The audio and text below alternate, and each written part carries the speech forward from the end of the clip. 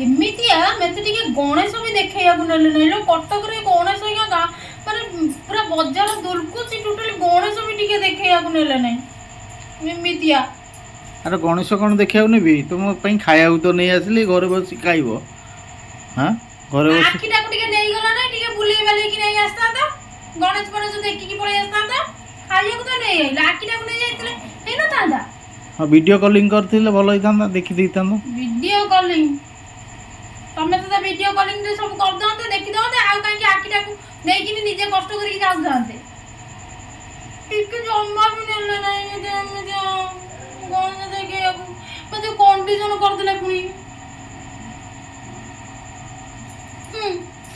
ସାଙ୍ଗମାନେ ଦେଖ, ଖାଇବାକୁ ନେଇ ମାନେ ବୁଲେଇବାକୁ ନେଇନାହାନ୍ତି, ଖାଇବାକୁ ଆଣିଛନ୍ତି ଅଣ୍ଡା ତଡ଼କା ଆଉ ପାଇବା ସୁପ୍, ଆଉ ମୋର ଭାତ, ମୋ ପୁଅର ପିଠା, ଆଉ ତାଙ୍କର ରୁଟି, ଏ ଆଳୁଚପ ପିଆଜି, ସେତିକି।